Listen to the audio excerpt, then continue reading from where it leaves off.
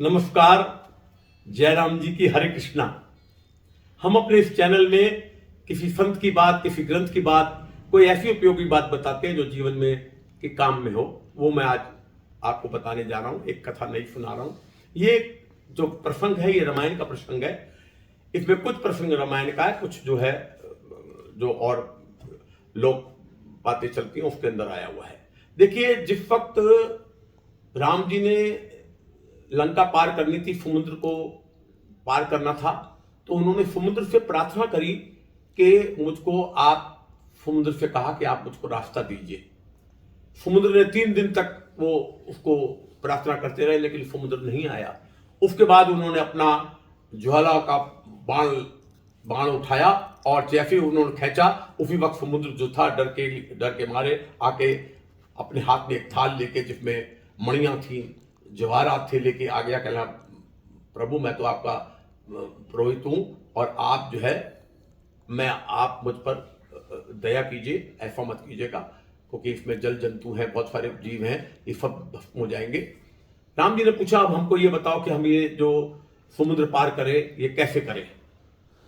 तो उन क्या, बड़ा आसान बात है। आपके आपके सेना में नल नील नाम के 2 वानर हैं जिनको श्राप मिला हुआ है कि तू जो भी कुछ चीज पानी में डालेगा वो डूबेगी नहीं, तैर जाएगी। आप उन पे, और फिर आपके प्रताप से और उनको जो श्राप मिला उसके आपके प्रताप से ये पत्थर तैर जाएंगे और आप इससे पुल बनाइए और इसको लंका के लिए प्रस्थान कीजिए। राम जी ने घोषणा कर दी कि जहां कहीं कोई पत्थर मिले उस पर राम का नाम लिख के जो है, मैं आपको एक चौपाई भी आपने देखा होगा, आखिरी 59वें दोहे के बाद एक चौपाई है, नाथ नील नल कपिदो भाई, लरकाई ऋषि आसिफ पाई, जिनके वचन किए गिरि भारे, जल है जलधि प्रताप तुम्हारे। ये एक चौपाई है। तो उस चौपाई के मुताबिक कि जो है वो किसी भी समुद्र में कोई भी पत्थर तराएंगे तो वो तैर जाएगा। उन्होंने वो पत्थर तराना चालू कर दिया। दूर दूर पे जितने पहाड़ थे उनमें से पत्थर वानर सेना लाने लगी और पुल बनने लग गया। जब ये खबर रावण को मिली, रावण ने कहा, भाई ये कैसे हो गया, पत्थर तैर रहे हैं, चलो मैं भी देखता हूं कि पत्थर कैसे तैरते हैं। ये बात सारी लंका में पहुंच गई कि आज रावण जाके देखेगा कि पत्थर कैसे तैरते हैं। सब लोग इकट्ठे हो गए समुद्र के किनारे। रावण ने एक पत्थर उठाया, अपने माथे पे लगाया और माथे पे लगाने के बाद उसने वो पत्थर जो था समुद्र में फेंक दिया। वो पत्थर समुद्र में तैर गया। बड़ा सब लोगों ने बड़ी खुशी हो गई कि राम जी क्या बात है। तो रावण ने भी पत्थर तरा दिया। मंदोदरी भी वहीं खड़ी थी। रात को अपने शयन कक्ष में जब रावण आया तो मंदोदरी ने कहा, देखिए महाराज रावण जी, आपने पत्थर तैरा दिया, ये बात ठीक है, मैं भी वहां खड़ी थी, लेकिन आप सही बताइए, आप पत्थर तो तैरा नहीं सकते, आपने पत्थर कैसे तराया।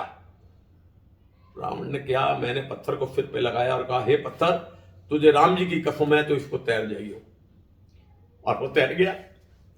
तो ये तो एक कथा जो है मैंने आपको सुनाई। इसके अलावा राम जी ने भी एक बार सोचा कि मैं भी देखूं कि पत्थर जो है वो तैरता है कि नहीं तैरता। ये लोग तैरा रहे हैं, मैं पत्थर को तैराऊं कि तैरता है कि नहीं तैरता। वो गए और समुद्र के किनारे उन्होंने एक पत्थर उठाया।